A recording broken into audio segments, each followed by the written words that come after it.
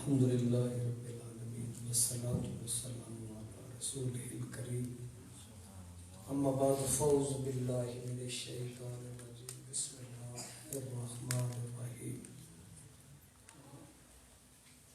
قل بفضل اللہ وبرحمتہ فبذلک فلیفرحوا سبحان اللہ. صدق اللہ العظیم. قال اللہ تعالی فی شان حبیبہ ان اللہ وملائکتہ یصلون علی النبی یا ایھا الذین آمنوا صلوا علیہ وسلموا تسلیما. والسلام علیک یا سیدی یا رسول اللہ وعلی آلک و اصحابک یا سیدی یا حبیب اللہ.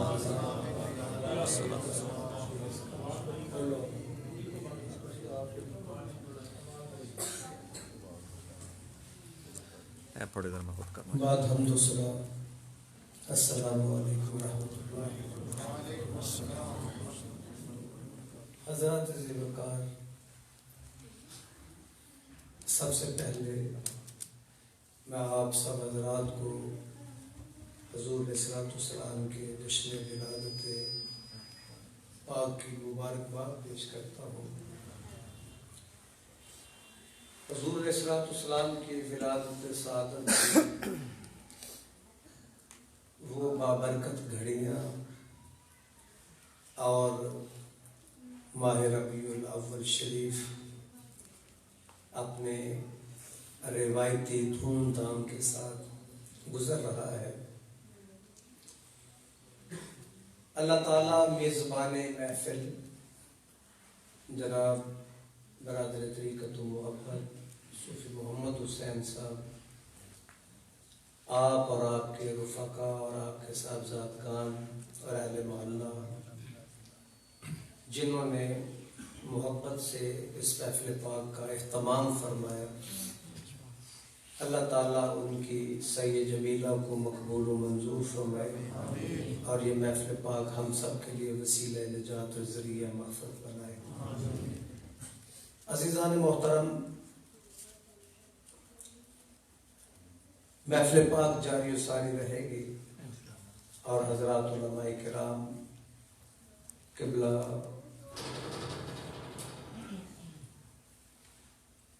مفتی محمد نجیب سبحانی صاحب پرنسپل جامعہ مجددیہ لاثانیہ تشریف فرما ہے.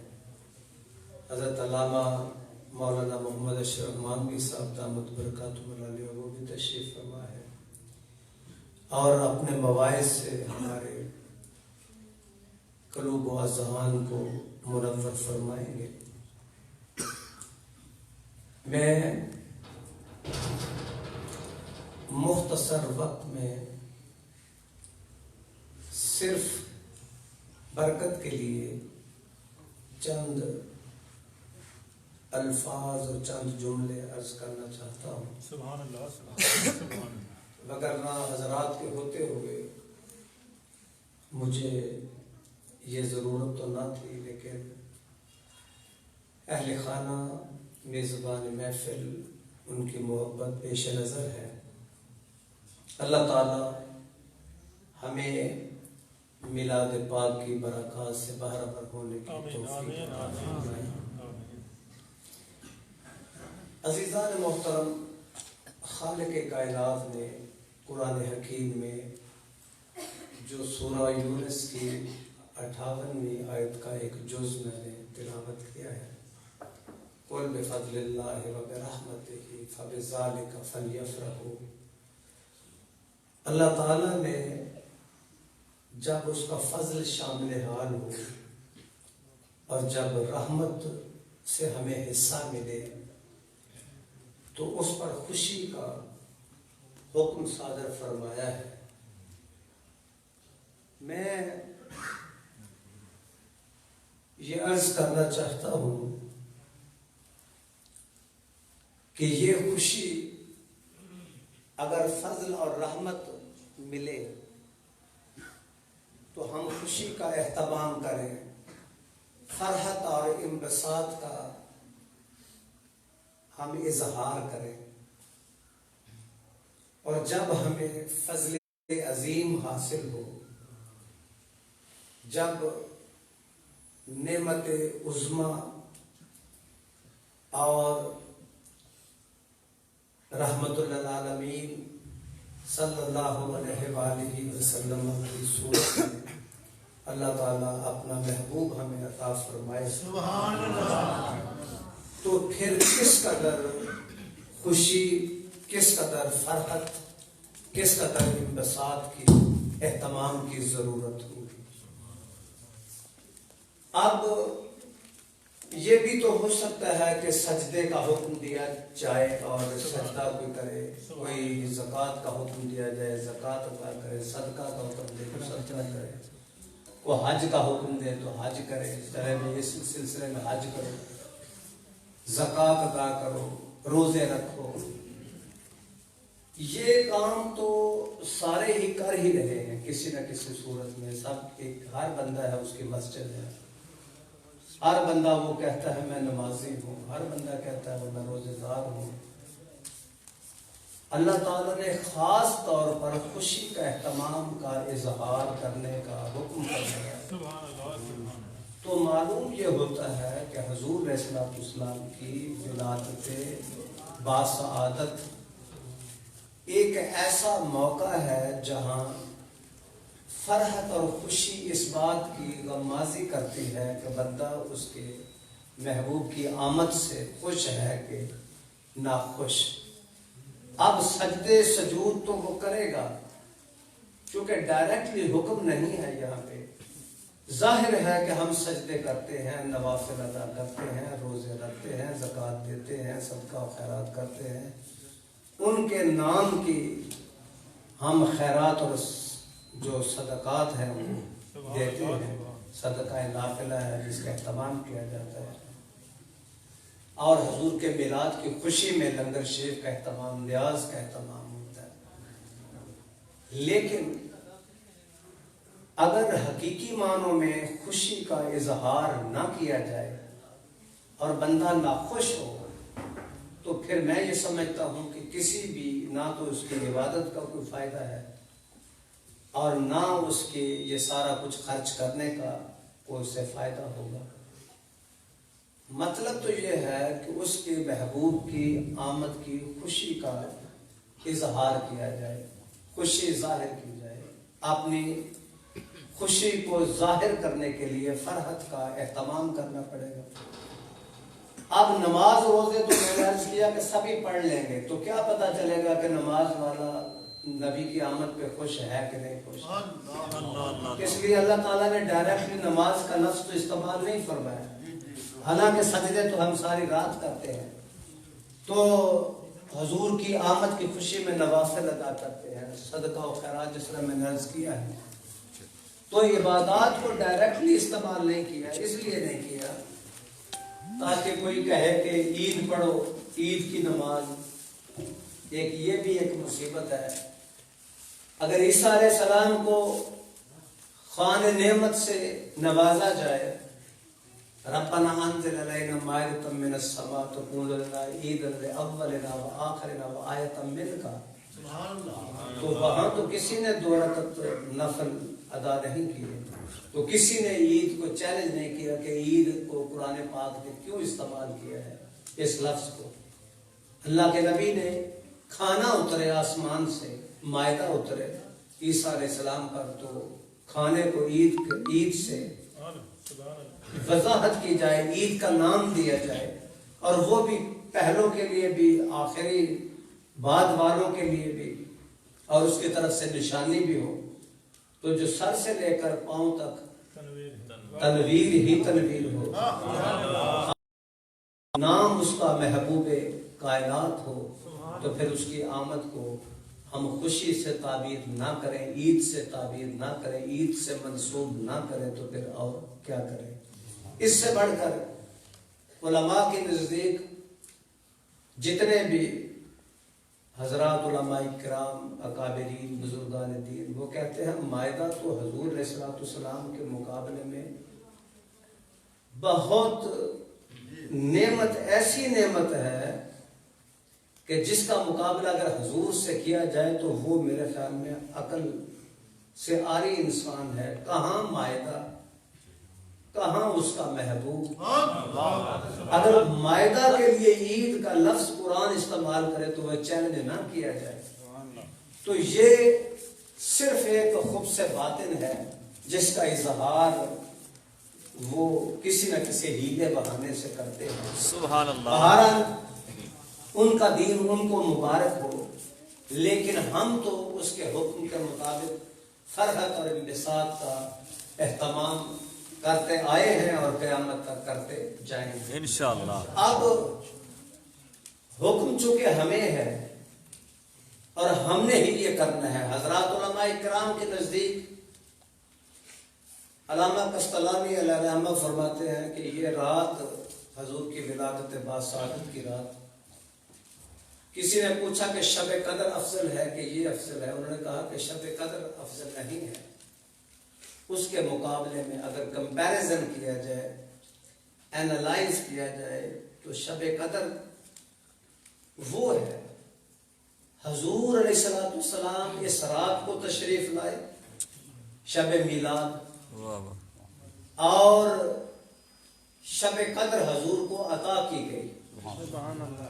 حضور کے معجزات میں سے اور انعامات میں سے جو ان کو عطا ہوئے ان میں سے ایک انعام ہے شب قدر.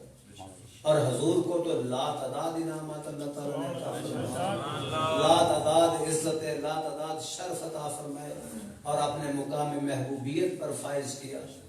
تو بہرحال انعام و اکرام کے حوالے سے یہ ایک انعام ہے جو شب قدر لیلۃ القدر حضور علیہ السلام کو عطا ہوئی.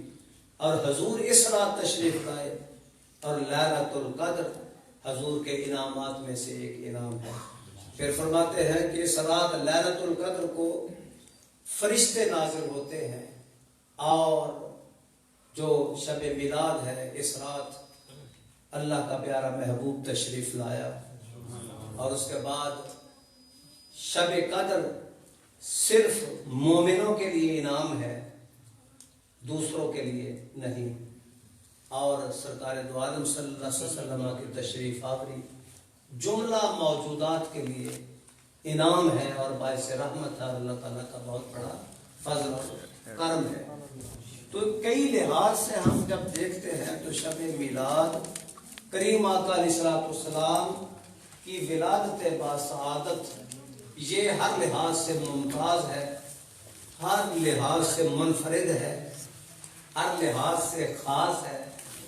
اب کیا مذائقہ ہے، کیا پریشانی ہے کہ اس کا اہتمام یا اس کی خوشی نہ کی جائے، پیغمبر کے آنے کی خوشی نہ کریں. تو پیغمبر کے آنے کا خوشی سے متضاد کوئی دوسرا لفظ اگر ڈھونڈ لے تو کوئی متضاد اس کا نہیں ملے گا.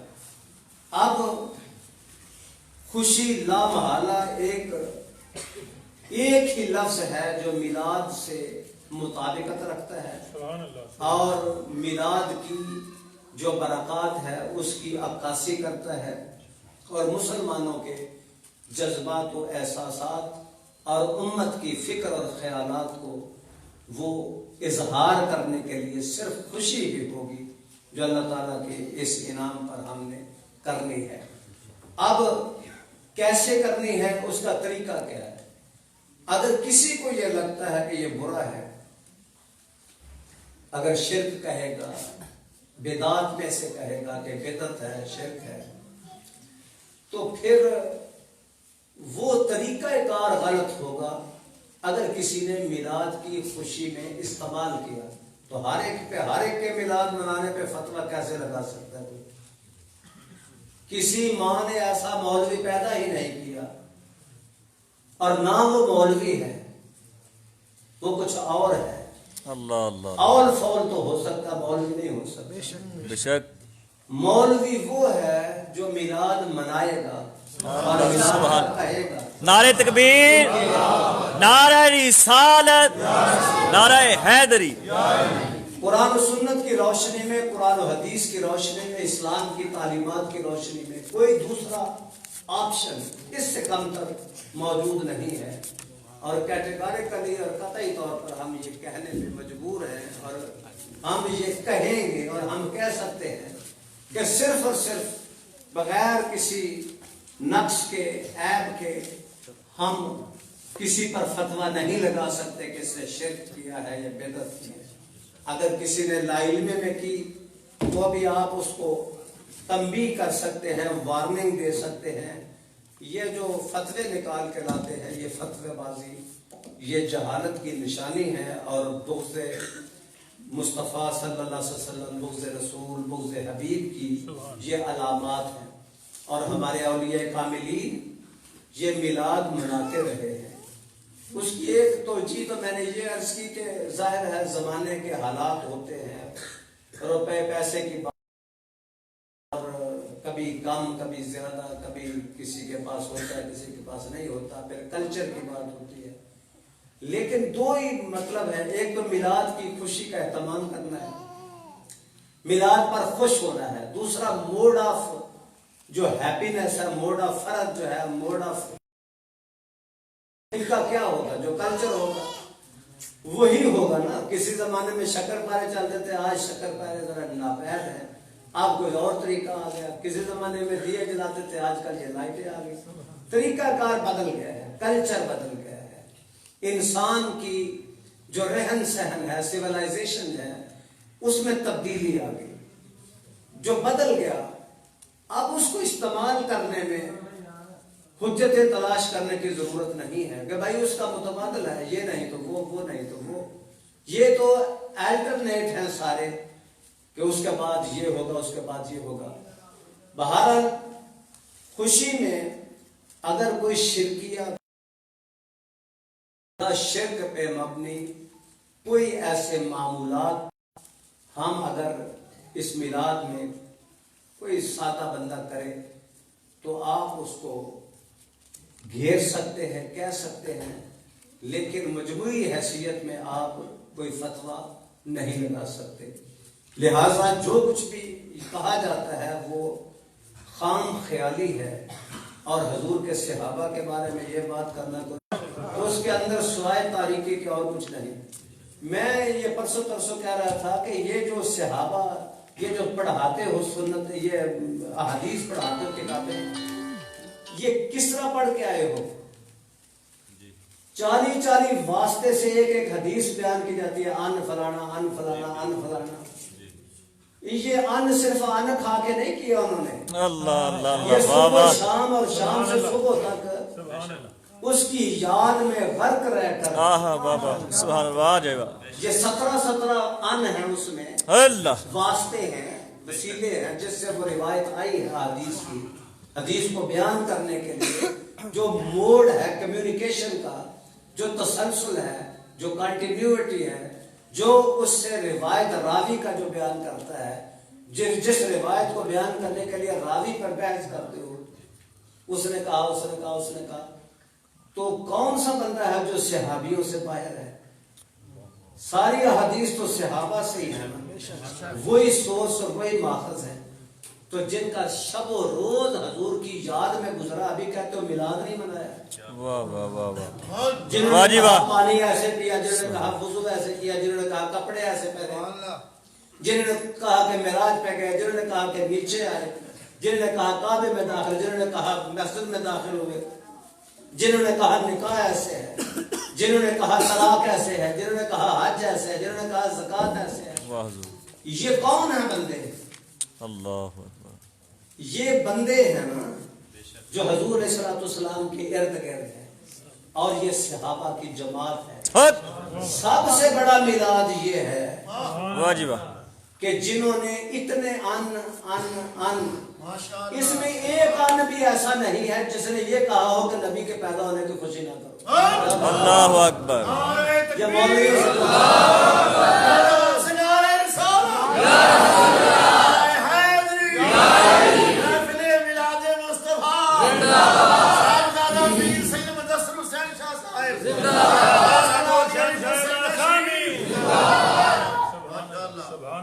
یہ صحابہ کی شب و روز سارے کا سارا حضور کی یاد میں گزرا, کریم آقا کے اوصاف بیان کرتے ہوئے گزرا, ایک ایک حدیث کے لیے میلوں سفر کرتے ہوئے گزرا. حدیث سننے کے لیے اس کے آداب کو اپناتے ہوئے گزرا. یہ نہیں کہ منہ اٹھایا اور حدیث سن لے. اللہ حدیث سننے کے بھی کچھ آداب ہیں بے شک بے اور شک ہمیں تو وہ بھی نہیں معلوم جو میلاد پر بحث کرتے ہیں اور جو ہم جیسے مناتے ہیں میلاد. انہیں تو حدیث سننے کا بھی چارج نہیں ہے. حدیث کیسے سنتے ہیں؟ یہ ان سے پوچھیں جنہوں نے اس روایت کو بیان کیا اور جن جن سے کیا. حدیث کو کیسے سنا جاتا ہے اور حدیث کی تعظیم کیا ہے. نبی کے قول کو سننے کے لیے جو آداب اور تعظیم بروئے کار لاتے تھے وہ نبی کے لیے کتنی تعظیم بجا لاتے ہو. جو نبی کی بات سننے کے لیے ادب سے یہ کل تک ہم سنتے آئے ہیں. یہ مولانا سردار احمد صاحب کا تو ہم یہاں سنتے آئے ہیں. انہوں نے کہا یہاں حضور جناب مسکرائے آپ بھی مسکراؤ. بھائی حدیث کا متن کچھ اور ہے, موقع محل کچھ اور ہے. حضرات یہ مشائخ اور یہ بزرگان دین ہمیں کیوں مسکرانے کے لیے کہتے ہیں یہ ضروری ہے کیونکہ آپ نے حدیث مبارکہ سنی ہے اور حدیث کریمہ کا کی ہے. چونکہ حضور مسکرائے ہیں تو آپ نہ مسکرائیں تو یہ حدیث کے ساتھ انصاف نہیں ہے. یہ اس کی تعظیم کے خلاف ہے. یہ تو کل تک ہم نے سنی. حدیث پڑھاتے ہوئے کوئی فن خواہ بھی آ جائے انہیں پتہ ہی نہیں کہ کوئی ہے کہ نہیں ہے اور ساری رات احادیث سے استدلال تطبیق اور ٹیکنیکلٹیز آف حدیث. یہ کن لوگوں کا کام ہے؟ انہی کا کام ہے نا جنہوں نے میلاد بنایا ہے. انہوں نے جلوس نہیں نکالا. یہ دھرنا ان سے پوچھ کے کر رہے ہو. کسی نے مسجد نبوی کے سامنے دھرنا دیا ہو. اپنے مطلب کی باتیں تم سب نکال سکتے ہو, نکالتے ہو. صرف ابھی گرو نانک کا یہ منا رہے ہیں. کسی نے فتویٰ نہیں لگایا کہ سارے کیوں جا رہے ہیں. حالانکہ کوئی کمپیریزن نہیں ہے سرکار کی ولادت کے ساتھ. گرو نانک کی کیا حیثیت ہے جس کے سامنے ابو بکر کی حیثیت نہ ہو, جس کے سامنے عمر کی حیثیت نہ ہو. یہ نہیں کہ حیثیت نہیں, عزت اس لیے ہے کہ حضور کی نسبت سے. نسبت کے بغیر ان کی حیثیت نہیں ہے. جو حیثیت ہے وہ تو نسبت کی وجہ سے ہے. یہ تو میں کہہ رہا ہوں, یہی تو ہماری بحث ہے. ان کے سامنے موسیٰ کلیم اللہ جیسے جلیل القدر ہو, عیسیٰ روح اللہ جیسے ہو. اور جملہ حدیث کی روایت میں روشنی میں ہم دیکھیں حضور فرماتے ہیں کہ اگر وہ بھی ہوتے تو میری اتباع کے بغیر چارہ نہ ہوتا. آج میرے متبعین میں سے ہوتے, میری اتباع کرتے, میرے پیروکار ہوتے, یا پنجابی میں کہنے میرے مریدین میں سے ہوتے. آج خلیل بھی ہوتے, وہ جد اعلیٰ ہے, جد امجد ہے سرکار دو عالم صلی اللہ علیہ وسلم کے. لیکن آج ابراہیم خلیل اللہ بھی ہوتے تو میرے مریدین میں سے ہوتے. حضور پر ایمان لانے کا تو قرآن پاک نے ان سے وعدہ لے لیا نا پہلے.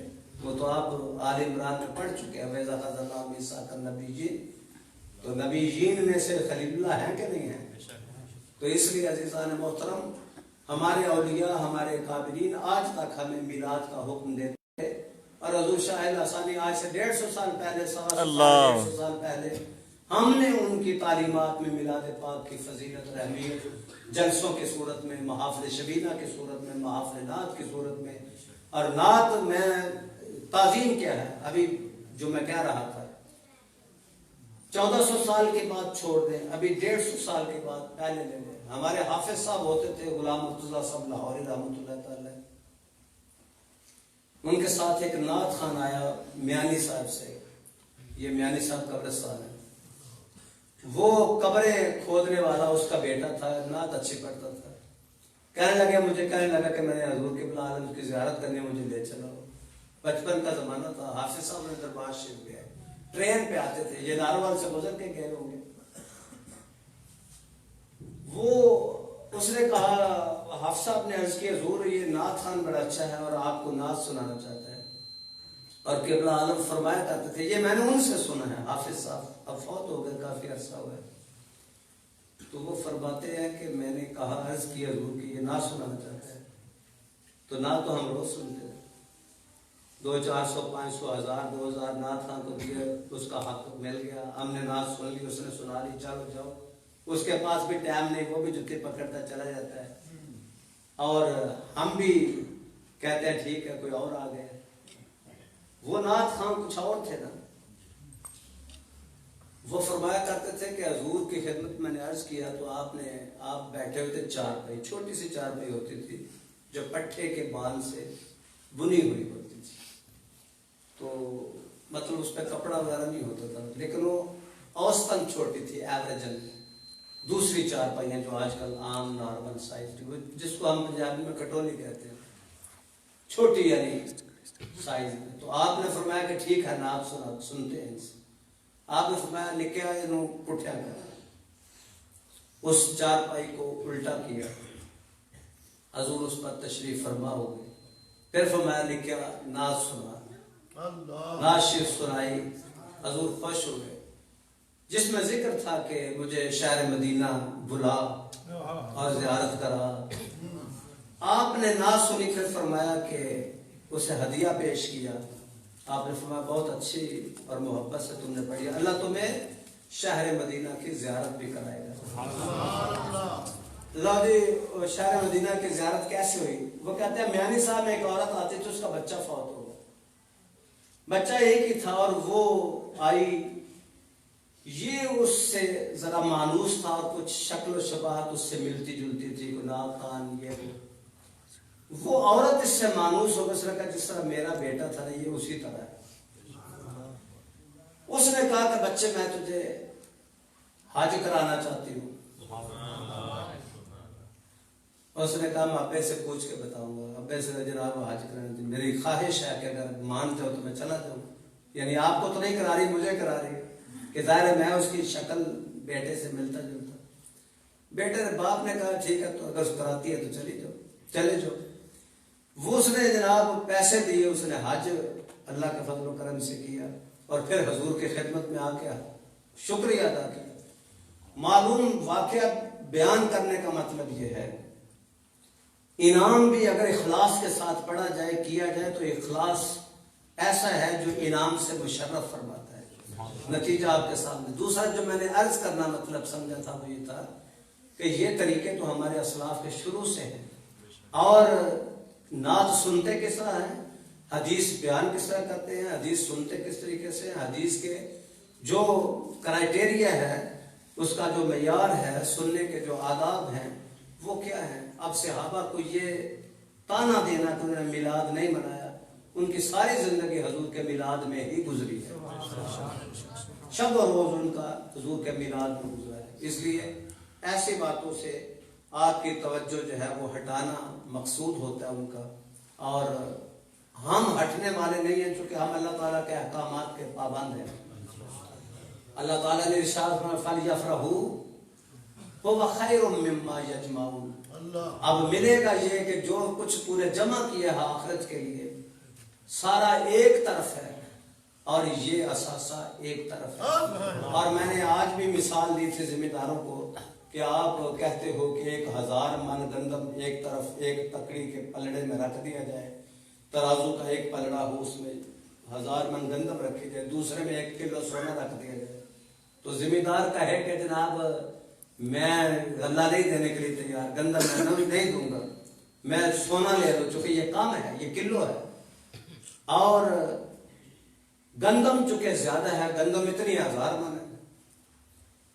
भाई आमाल के लिहाज से अंबार ही क्यों ना लगा लूं, वो कबूल करे या ना करे उससे मशरूत है उसका मामला, कंडीशनलाइज्ड है। दूसरी बात, जब कमी बेशी होगी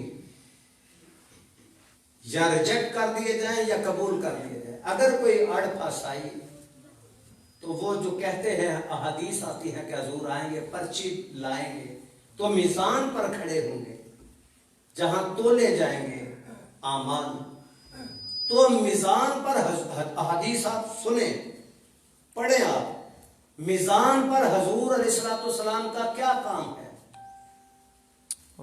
जहां अमाल तोले जाएंगे वहां काम क्या है। अमाल वो जो दुनिया में तुम करके आए हो, अब तो दिन है सिले का, اب تو کیے ہوئے کا بدلہ ہے. اچھے کرو گے تو جنت میں جاؤ گے, نہیں کرو گے تو جہنم تو کھلا ہے. اب حضور فرماتے ہیں میں میزان پر ہوں گا تو وہ کیا کریں گے میزان پر؟ تو یہی کریں گے نا کہ یہ محمد جمیل صاحب اس کے اعمال کام ہیں. اللہ اللہ اللہ میلاد مناتا رہا, ابھی کیک کاٹ کے آنا گھر سے, مناتا رہے جی مناتا رہے. لو جی پرچی نکالی, لو جی پرچی رکھ دی. جس نبی کی پرچی جس پلڑے میں ہوگی ترازو کے وہ بھاری نہ ہوگا. بے شک. اس نے کب بھاری ہونا ہے. اللہ. یہ جو آج کل ہم پڑھتے ہیں کہ ہمیں موت کے وقت ہمیں اپنی زیارت سے مشرف فرمانا, وہ کیا مسئلہ ہے؟ اس وقت زیارت کر کے آپ نے نمازیں پڑھنی ہے. نبی کا دیدار ہوگا, مشرف با دیدار ہوں گے تو نمازیں پڑھیں گے. اس وقت تو آپ کے آخری سانس ہے. آپ نعت خوان سنتے ہیں, آپ ہم لوگوں سے کہتے ہیں حضور کا دیدار نصیب ہو, کیا ہوگا آخری وقت میں؟ آخری وقت میں دیدار نصیب ہونا اس بات کی دلیل ہے کہ جس پر ایمان لایا تھا وہ میلاد والا نبی خواب میں آ کر اس بات کی سند دے گیا ہے کہ یہ میرا غلام ہے.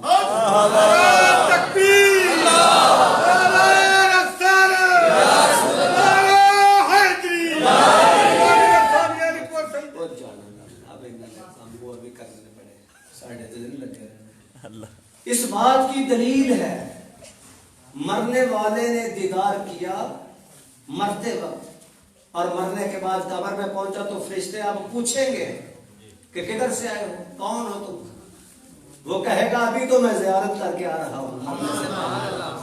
جب وقت نزاع آئے دیدار عطا کرنا, وہ ابھی تو دیدار کیا, ابھی پوچھتے ہو کون ہو؟ جس کا خواب میں آنا یا زیارت کرانا آج کے دور میں اور قیامت تک کے لیے بندہ مومن کو اس امر کی دلیل ہے کہ وہ بندہ ایمان پر خاتمہ ہوگا اور حضور اس کی شفاعت کے ذمہ دار ہیں.